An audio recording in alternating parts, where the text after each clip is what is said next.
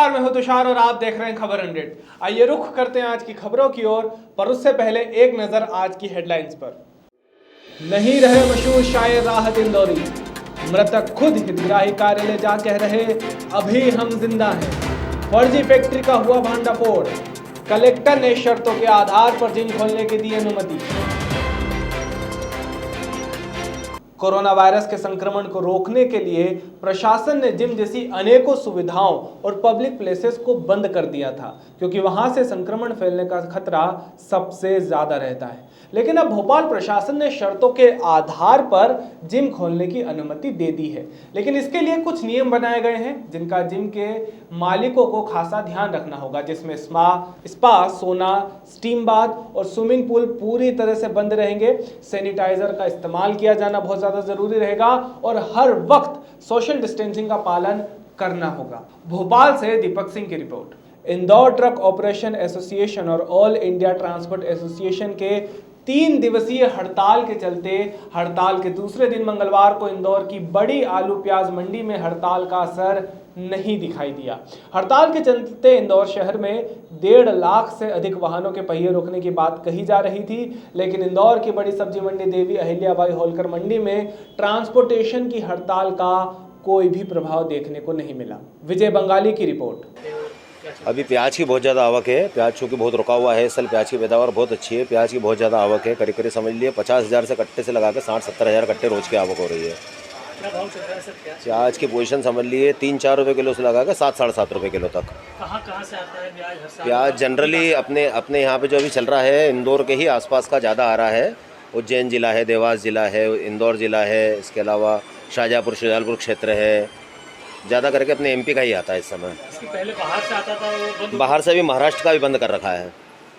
मध्य प्रदेश के बाहर का कोई माल नहीं आ रहा है अभी। सावधानी तो अभी जैसे हमारी जो दूसरी बार मंडी जो बंद हुई उसके बाद तो यहाँ पे बहुत ज़्यादा सावधानी रख रहे हैं।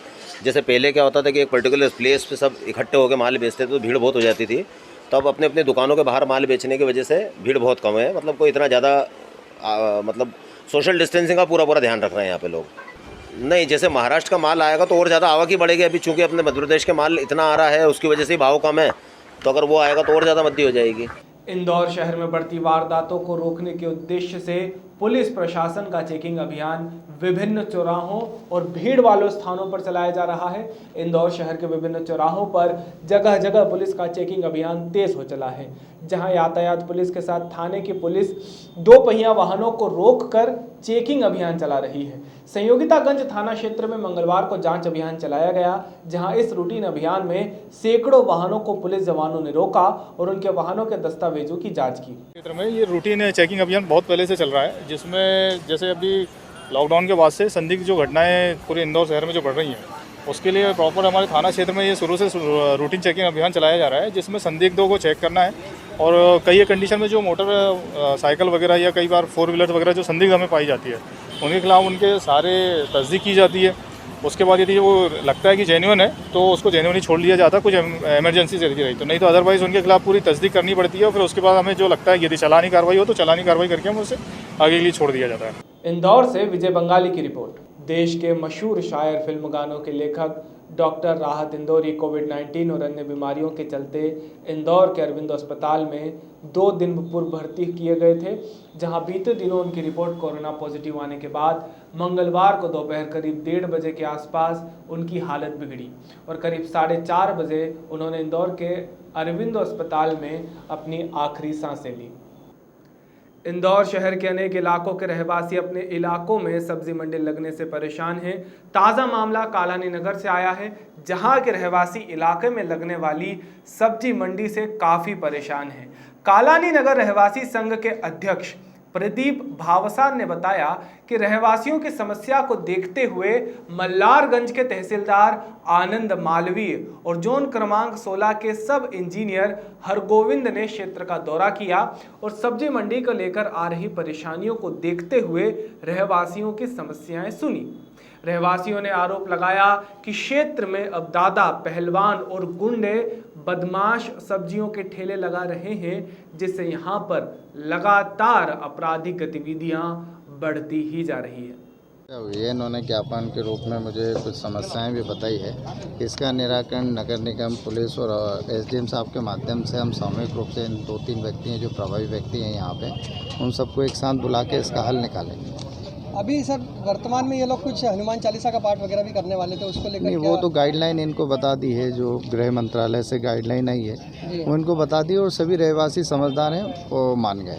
और सर सब्जी मंडी का क्या फैसला आने की उम्मीद है सर? नहीं, सब्जी मंडी को या तो लोकेट कराएंगे या फिर कहीं लाइन से लगवाएंगे, जैसा भी हल निकलेगा अच्छा हल निकालेंगे। परिवार और सभी लोग एकत्रित हुए थे और आज हमारा एक नया आयोजन था कि हमने एक हमारे कालन नगर रवासी का एक बालक को हनुमान बनाना था और हमने सभी जगह ज्ञापन दिए, शासन प्रशासन को दिए, मंत्री तक को दिए हमने, लेकिन कोई कार्रवाई नहीं हो पाई है। इसलिए कालानी नगर रहवासियों ने आज तय करा था कि हम हनुमान जी का हनुमान चालीसा पाठ पढ़ के हनुमान जी से ही हम विनती करेंगे कि हे प्रभु, आप ही इन्हें सद्बुद्धि दे और इस सब्जी मंडी का निराकरण करें, ये ठेले वालों का निराकरण करें। इसलिए हमने कार्यक्रम किया था, लेकिन शासन प्रशासन द्वारा यहाँ मौजूद हो गए, तहसीलदार जी मौजूद हो गए हैं। उन्होंने हमें समझाया है कि भैया कोरोना का पालन करना है, जो नियम का पालन करना शासन प्रशासन का, तो इसलिए हमने आज वो प्रोग्राम को कैंसिल कर दिया है। और हनुमान जी जो बनाए थे उनको हमने प्रणाम करा और वापस से हमने उनको। आज तहसीलदार और जेडो ने क्या निर्णय दिया है? उन्होंने निर्णय दिया है कि देखिए, ये कोई इनके पास कोई स्थायी रूप से कोई दस्तावेज नहीं है और ना ये मंडी और ठेले वाले यहाँ स्थायी रूप से है, ऐसा इनके पास कोई दस्तावेज नहीं है, ये अवैध है और हम इनके ऊपर कार्रवाई करेंगे। हमें पूर्ण विश्वास और भरोसा है। अब शासन प्रशासन ने आज जो इन्होंने स्ट्रिक्टली अपना कदम आगे बढ़ाया प्रशासन ने, तो हमें विश्वास है कि ज़रूर ये मंडी यहाँ से ज़रूर अब हटने वाली है।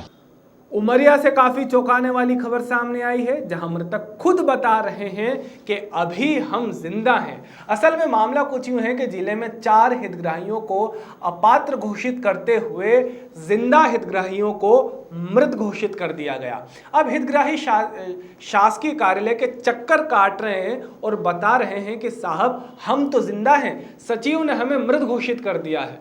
दरअसल मृत घोषित किए जाने के कारण अभिनय पंचायत की कोई भी लाभ नहीं मिल रहा है, इसलिए हितग्राही शासकीय कार्यालय के चक्कर काट रहे हैं। जब पत्रकारों की टीम हितग्राहियों से मिलने के बाद सरकारी पक्ष के लिए शासकीय कार्यालय के चक्कर काटना प्रारंभ करने लगी, तो जिला पंचायत सीईओ अंशुल गुप्ता कार्यालय से नदारद हो गए, तो वहीं उमरिया कलेक्टर मीटिंग का बहाना मारते हुए नजर आए।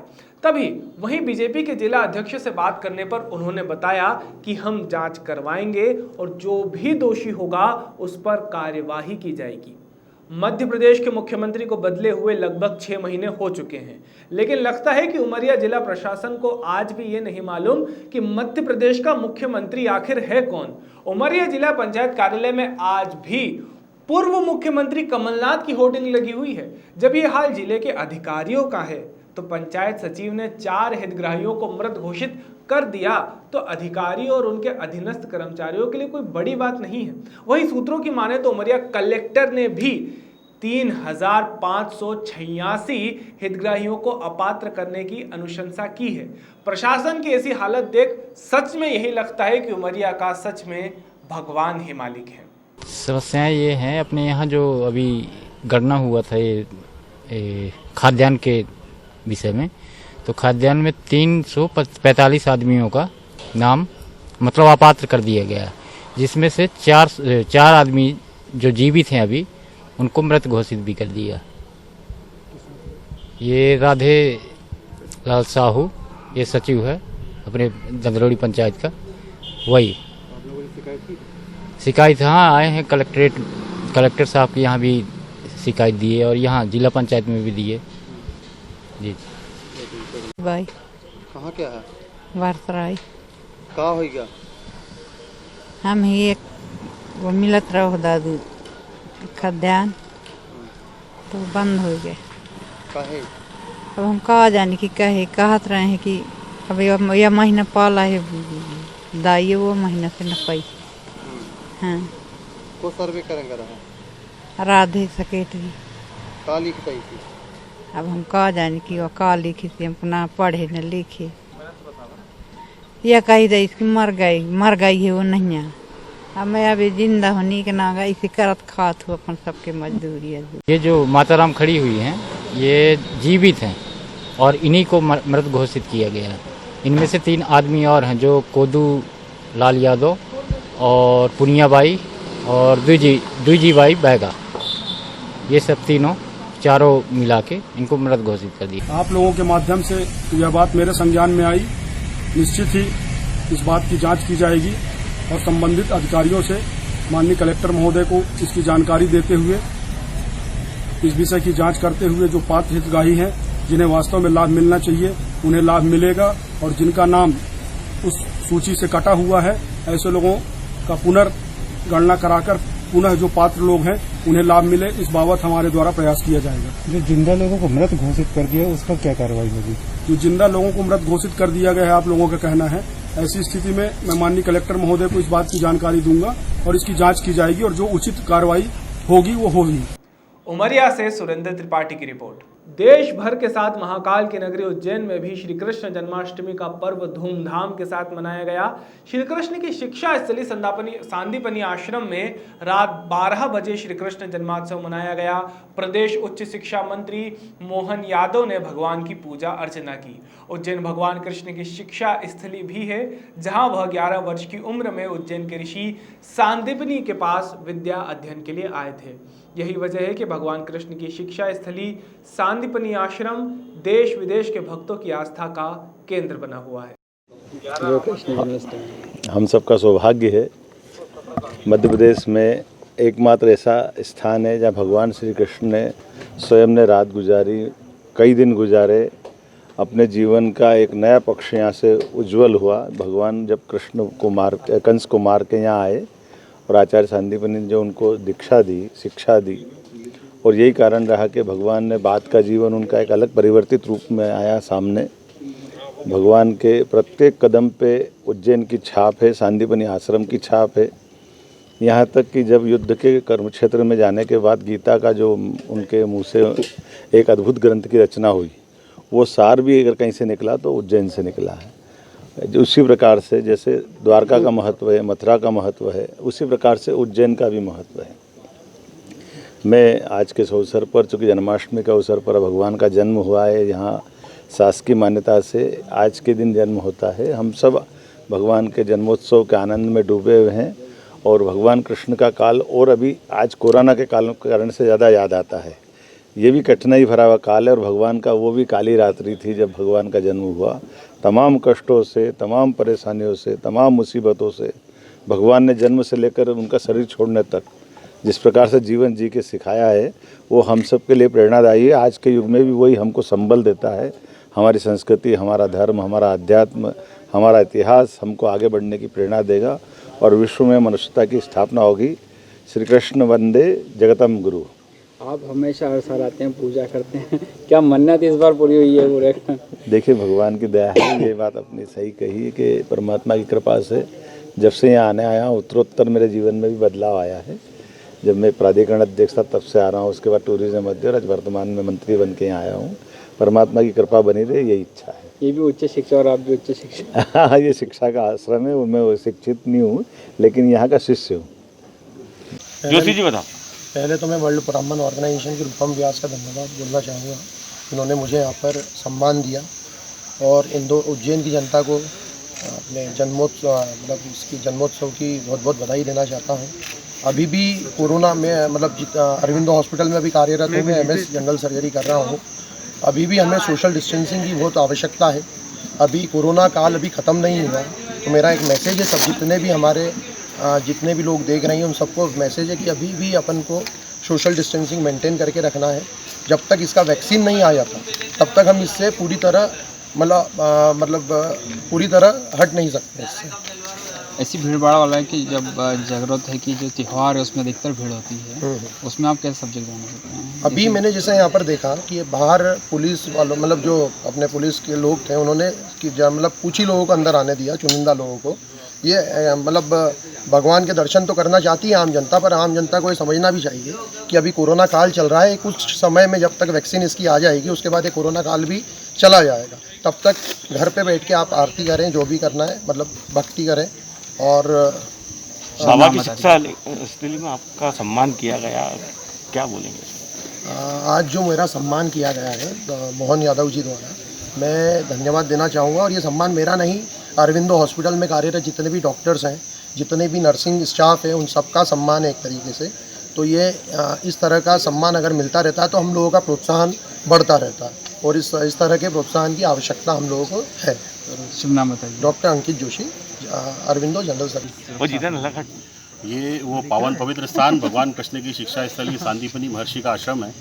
ये कृष्ण जन्माष्टमी का जो महापर्व है, युगों युगों से यहाँ पर मनता चला आ रहा है, क्योंकि सांदीपनि वंश परंपरा में हम लोग आज भी यहाँ पर अपनी परंपरा का निर्वहन कर रहे हैं। क्योंकि श्री कृष्ण जन्माष्टमी का महोत्सव हर साल हर वर्ष बड़ी धूमधाम के साथ मनाया जाता है, लेकिन इस वर्ष क्या है कि कोरोना काल है, कोरोना की महामारी पूरी वैश्विक महामारी फैली हुई है, तो उससे बचाव के लिए हम लोगों ने आम श्रद्धालुओं के लिए प्रवेश बंद रखा।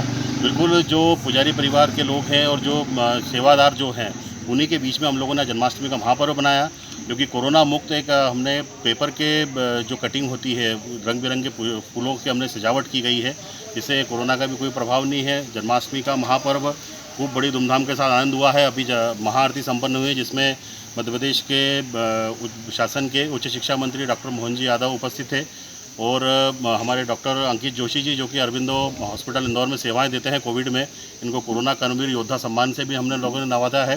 तो भगवान की कृपा है, कि ठाकुर जी की कृपा है कि इस स्थान पर जन्माष्टमी का महापर्व धूमधाम से मनाते चले आ रहे हैं। आप सभी को जन्माष्टमी की बहुत बहुत शुभकामनाएं। कीहापुर जनपद की पुलिस ने बीएड के छात्र को उसके 2 साथियों के साथ ब्रांडेड कंपनियों के नाम से नकली पावर बैंक, चार्जर और डाटा केबल बनाते हुए गिरफ्तार किया है। पुलिस ने फैक्ट्री से भारी मात्रा में वीवो, ओप्पो, सैमसंग, एमआई आदि कंपनियों के नकली पावर बैंक, चार्जर और डाटा केबल बरामद किए हैं, जिनकी कीमत लाखों रुपए में बताई जा रही है। फरमान क्या करते हो आप? स्टडी करते हैं। कौन से स्कूल में पढ़ाते हो कि किसी में? जी, मैग्निम स्कूल। शिक्षा की कौन सी डिग्री ले रखी आपने? बीएड मेरे कर रहा हूँ। ये जो आप नकली चार्जर ये बना रहे हो, कब से बना रहे हो? ये लॉकडाउन से पहले ही काम शुरू किया। कैसे बनाते हो? दिन की संभाल जाता है, इसका कच्चा से हम करते हैं। आपने बीएड की डिग्री लेने के बाद ये चोरी के काम में क्यों? बीएड की डिग्री कंप्लीट नहीं हुई, मेरे पास चल रहा है अभी। अपने स्कूल में टीचर भी हैं? ये 10/11 की रात्रि में एक सूचना थाना पिलखुवा पुलिस को प्राप्त हुई थी। इस सूचना के आधार पर थाना पुलिस के द्वारा मोहल्ला सिद्दीकपुरा में एक मकान में रेड की गई है, जहां से 3 अभियुक्त भी गिरफ्तार किए गए हैं, और एक फैक्ट्री मिली है जिसमें मोबाइल कंपनियों के जो पावर बैंक थे उनका गलत तरीके से इस्तेमाल किया जा रहा था, बनाया जा रहा था, जिसमें ब्रांडेड कंपनियों के नाम का प्रयोग करके भी पावर बैंक बनाए जा रहे थे, जिसमें बहुत सारी संख्या में बने हुए पावर बैंक मिले हैं, जिसमें वीवो, ओप्पो, एमआई, सैमसंग जैसी कंपनियों के होलोग्राम मार्का लगे हुए भी पावर बैंक मिले हैं। इसके अलावा अधबने और जो मैन्युफैक्चरिंग में जो पावर बैंक के विभिन्न उपकरण और जो सामानों का प्रयोग होता है वो भी बहुत भारी मात्रा में मिले हैं, जिनसे लगभग 10 से 12 हज़ार की संख्या में पावर बैंक बनाए जा सकते हैं। उसमें सभी उपकरण, सभी सामान हैं, जो जैसे कि इसमें सर्किट प्लेट है, बैटरी है, उसके अलावा और विद्युत संबंधी अन्य उपकरण, उनकी बॉडी, सारा सामान बरामद किया गया है। पावर बैंकों को कहाँ पर बेचते थे ये लोग? ये इन पावर बैंकों को बनाकर इनके द्वारा जो अब तक जानकारी की हुई है, उसमें लोकल मार्केट में और जो छोटे छोटे गांव देहात के बाज़ार हैं, जहां पर कम पढ़े लिखे लोग ऐसे रहते हैं जो जिनको आसानी से एक ब्रांडेड कंपनी का पावर बैंक बताकर उसे बेचा जा सकता है, ऐसे मार्केट में इनके द्वारा उसको बेचा जाता है। सर, तीनों लोग ग्रेजुएट हैं और एक सिविल परीक्षा की भी तैयारी कर रहे हैं, आगे बताया जा रहा है। ये तो एक व्यक्तिगत बात है कि ये क्या कर रहे हैं, लेकिन ये है कि इनके द्वारा निश्चित रूप से बहुत गलत काम किया जा रहा था। एक ब्रांडेड कंपनी का नाम इस्तेमाल करके और सब स्टैंडर्ड सामान तैयार करके उसको धोखाधड़ी करके बना के बेचा जा रहा था। इनके विरुद्ध इसमें सुसंगत धाराओं में थाना पिलखुवा पर अभियोग पंजीकृत करते हुए कार्रवाई की जा रही है। नगर पालिका का सभासद भी इसमें आरोपी है? इसमें अभी तक जो जानकारी मिली है 3 अभियुक्त पकड़े गए हैं, उनमें से कोई भी नगर पालिका का सभासद अभी तक इसमें प्रकाश में नहीं आया है। इसमें और गहराई से जांच की जा रही है। इसके पीछे जिसका भी हाथ है और कौन लोग इनमें शामिल हैं उसकी भी गहराई से जांच पड़ताल की जा रही है। यदि जो भी आरोपी इसमें होंगे उनके विरुद्ध भी वैधानिक कार्रवाई की जाएगी। सर, जो सभासद है, एक तो उनका भतीजा जो बीजेपी से बिलोंग करते हैं, बीजेपी में नेता है, उनका भतीजा बताया जा रहा है, और जो स्कूल संचालक है उनका पुत्र भी इसमें शामिल है। इस संबंध में गहराई से जांच की जा रही है। जो भी तथ्य सामने आएंगे उनके आधार पर कार्रवाई की जाएगी। हरेंद्र शर्मा की रिपोर्ट। मध्य प्रदेश के गृह मंत्री नरोत्तम मिश्रा ने अपने बयान में प्रदेश की जनता को जन्माष्टमी की शुभकामनाएं दी। साथ ही उन्होंने प्रदेश में चल रहे कोरोना संक्रमण से लेकर कांग्रेस और मध्य प्रदेश के पूर्व मुख्यमंत्री कमलनाथ पर भी कई बातें की। आइए आपको भी सुनाते हैं कि नरोत्तम मिश्रा ने अपने बयान में क्या कहा। वो किसी तीसरे को बना ही नहीं सकते। दौड़ में एक लड़का फर्स्ट आया तो दूसरे ने पूछा सेकंड कौन आया, बोले नहीं दौड़ा ही अकेला था, तो फर्स्ट तो आना ही था। कृष्ण जन्माष्टमी है, वो तो उनमें से ही कोई बनना है। सोनिया जी बन जाए, राहुल जी बन जाए, गोविंद जी की मखनी, गोविंद जी को घी, गोविंद जी से लो, गोविंद जी को दो। सर, आत्मनिर्भर भारत के लिए जो रोड मैप तैयार किया गया है, 25 तारीख तक आप लोगों को एक ड्राफ्ट पेश करना है। कुछ मंत्रियों का समूह भी बनाया गया है। लगभग अलग अलग समूह हैं, 4 समूह बने हुए हैं और सभी मंत्री किसी न किसी समूह में शामिल हैं और सबको 25 तारीख तक ये जो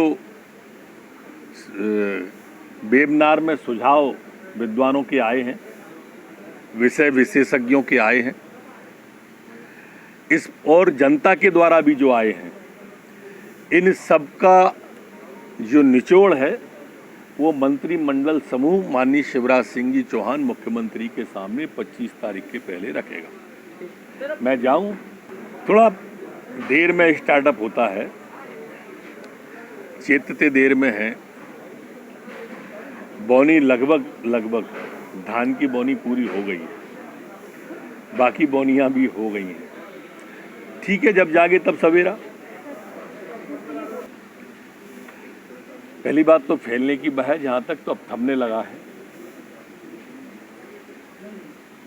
भोपाल में भी आप देखेंगे 250, 300, 200 केस आते थे, अब 100 के नीचे आने लगे। रैपिड टेस्ट हो या कोरोना टेस्ट जो हो रहा था वो हो, संदिग्ध को पकड़ के अस्पताल में नहीं रख सकते जब तक उसकी पॉजिटिव रिपोर्ट नहीं आ जाती है। पॉजिटिव रिपोर्ट रैपिड टेस्ट से आए या दूसरे टेस्ट से आए, उसके बाद उसको अस्पताल में रखा जाता है। हालात इसलिए ठीक हो रहे हैं कि जैसा आपने देखा होगा, कल भी 700 कुछ नए केस आए थे और 800 कुछ नए केस डिस्चार्ज हुए थे। आने से संख्या जाने की ज़्यादा है। एक बात मैं कोरोना के बारे में फिर दोहराना चाहता हूं कि आज कृष्ण जन्माष्टमी है, कि कृपा करके मंदिरों में भीड़ की स्थिति न बने। हमें सावधानी से कोरोना से लड़ना है। सरकार ने सारी व्यवस्थाएं कर दी, लेकिन अगर हम सावधानी नहीं रखेंगे और कम्युनिटी में वायरल हुआ तो दिक्कत आएगी। माननीय गणेश उत्सव प्रारंभ होने वाला है और इसलिए इसमें बड़ी मूर्तियां नहीं रखना है।